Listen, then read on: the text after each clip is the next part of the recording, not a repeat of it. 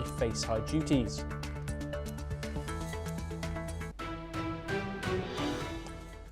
We now start with our top story of the hour, and British Prime Minister Keir Starmer says that it is up to the United States to justify its actions in Venezuela after capturing President Nicolas Maduro, describing the situation as not straightforward.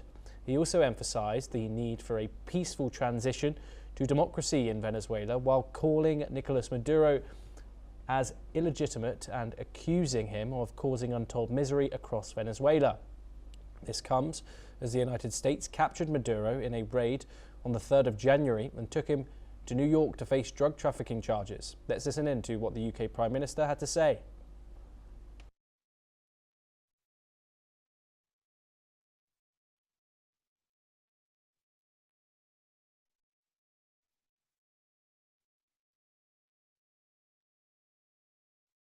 Now joining us is Glenn Grant, an ex-advisor to the Defence Minister of Ukraine and geopolitical commentator. He joins us live from Riga in Latvia. Of course, Glenn, Keir Starmer faces a lot of opposition domestically in the United Kingdom, to say the very least. A lot of people have said that Starmer should be criticising Donald Trump more in his actions both at home and abroad. But can Starmer afford to? Is a really good question. I mean, I think most people don't realise that the UK nuclear system basically depends upon America. And so our last line of defence, or our most important line of defence against Russia at the moment, is in the hands of Donald Trump rather than being in our own hands. So it's quite important that we do actually keep alongside him. But that does not mean that Keir Starmer should fall over and wiggle his legs in the air, as he seems to have done. You mentioned his unpopularity. Well, I can tell you that social media in UK today was about 95% saying he should have been harder with Donald Trump and only about 5% supporting him.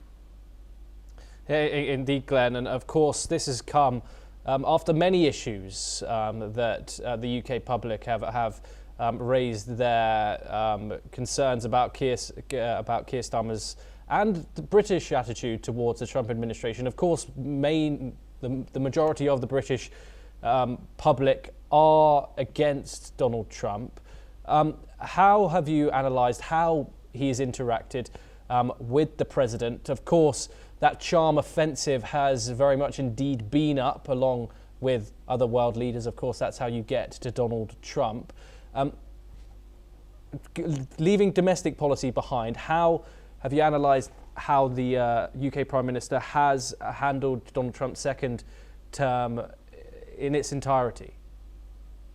Well, I mean, to use that good expression, he's been greasy. He appears to have, wrung Donald at every possible opportunity for doing so without doing it too much, and basically following that great line of, you're the best president we've ever had sort of arguments. There's no thought whatsoever that he's been against Donald Trump on anything so far. At least, let's just say, he hasn't said so, nor has he even hinted so, that I was firm with him, or I raised this, or I raised that. That's a difficult subject. He seems to have sort of bowed down to Donald at every opportunity. I'm not sure that's a good thing. I'm not sure that's a good thing in the long term, because Donald does not like weakness. He bites it whenever he gets that opportunity. So it may go the wrong way for Great Britain in this case. Glenn, stay with us. We have a related development coming up next. And